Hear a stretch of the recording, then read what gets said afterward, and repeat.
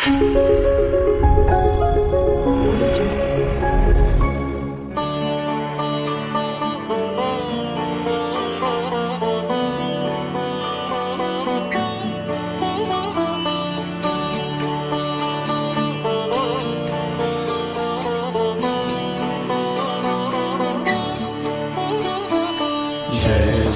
यीशु, जय जय यीशु, जय जय यीशु, जय जय यीशु।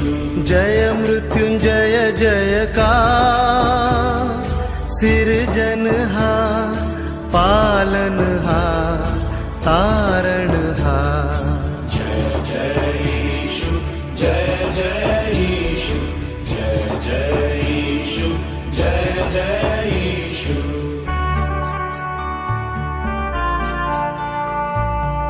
आप सभी को जय मसीह की। इस प्रभु के दिन में फिर एक बार आराधनात्मक मनन में आपका स्वागत है। इब्रानियों की पत्री पहला अध्याय उसकी पहली आयत से लेकर तीसरी आयत तक। पूर्व युग में परमेश्वर ने बाप दादों से थोड़ा थोड़ा करके और भांति भांति से भविष्यद्वक्ताओं के द्वारा बातें करके इन दिनों के अंत में हमसे पुत्र के द्वारा बातें की, जिसे उसने सारी वस्तुओं का वारिस ठहराया और उसकी द्वारा उसने सारी सृष्टि रची है। वह उसकी महिमा का प्रकाश और उसके तत्व का छाप और सब वस्तुओं को अपनी सामर्थ के वचन से संभालता है। वह पापों को धोकर ऊंचे स्थानों पर महामहिमन के दाहिने जा बैठा।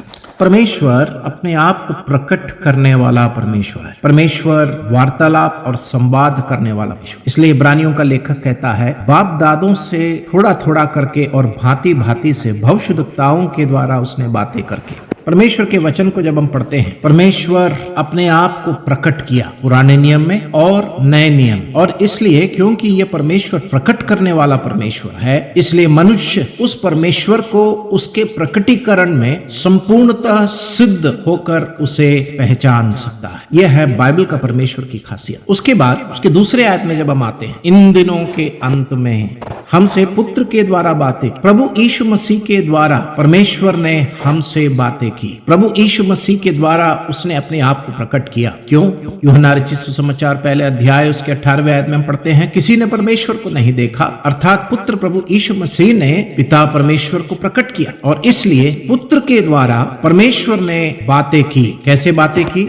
वहां पर 7 बातें हम देखते हैं। दूसरे आयत में पहली बात हम पढ़ते हैं, सारी वस्तुओं का उसने वारिस ठहराया। सारी वस्तुओं का वारिस ठहराया। पहला, प्रभु यीशु मसीह को सारी वस्तुओं का वारिस ठहराया। और उसके बाद दूसरी बात उसी आयत में हम पढ़ते हैं, उसके आखिरी भाग में, और उसके द्वारा उसने सारी सृष्टि की रचना की। दूसरा प्रकटीकरण, परमेश्वर ने पुत्र के द्वारा उसको सृष्टिकर्ता होकर उसने प्रकट किया। तीसरी बात हम पढ़ते हैं उसके तीसरे आयत में, वह उसकी महिमा का प्रकाश।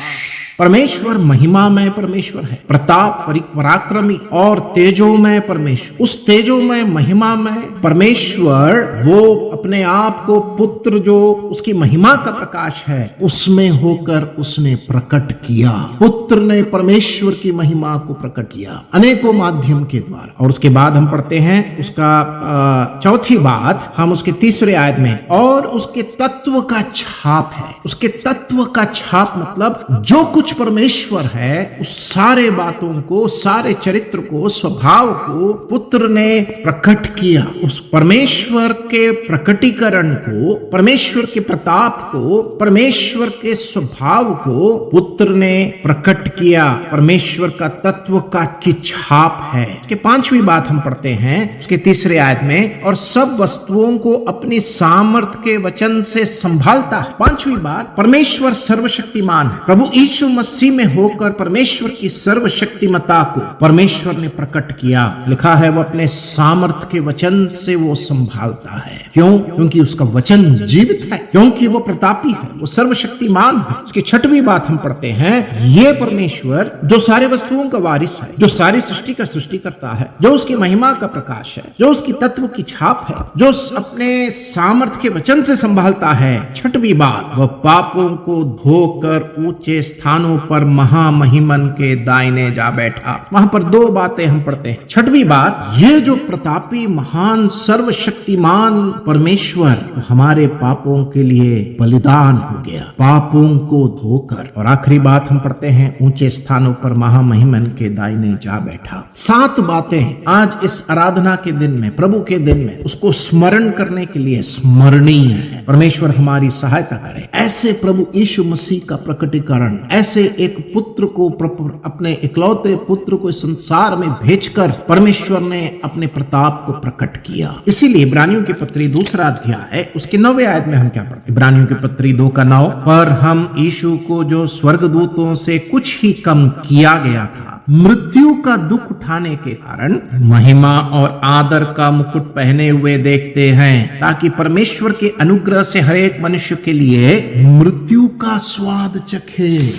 जो वारिस था, जो सृष्टि करता था, जो महिमा का प्रकाश था, जो उसके तत्व का छाप है, जो अपने सामर्थ्य से संभालता है, जो हमारे लिए बलिदान ठहराया गया, और जिसको परमेश्वर ने महिमा भी दी, जिसको ऊंचा उठाया। इब्रानियों का लेखक कहता है 2:9 में, परमेश्वर के अनुग्रह से हरेक मनुष्य के लिए मृत्यु का स्वाद चखा। हम लोग सब उसी चीज का स्वाद चखते हैं जो हमें पसंद है, जो हमारे जबान में अच्छा लगा है। लेकिन यीशु मसीह ने मृत्यु का स्वाद चखा। जो खुद परमेश्वर था, मनुष्य का रूप धारण किया, वो मृत्यु का स्वाद चखा। ऐसा प्रतापी, पराक्रमी, श्रेष्ठ, सर्वशक्तिमान, अनंत काल का परमेश्वर, उसके स्वाद चखने की प्राथमिकता को जरा ध्यान दीजिए। किसका स्वाद? मृत्यु का स्वाद। मृत्यु को कोई भी अपने आप से पसंद नहीं करता है। मृत्यु की बात कोई करना नहीं चाहता है, लेकिन प्रभु यीशु मसीह उस मृत्यु का स्वाद चखने, ताकि हमें पापों से मुक्ति देकर, हमें बेदाग होकर परमेश्वर के सामने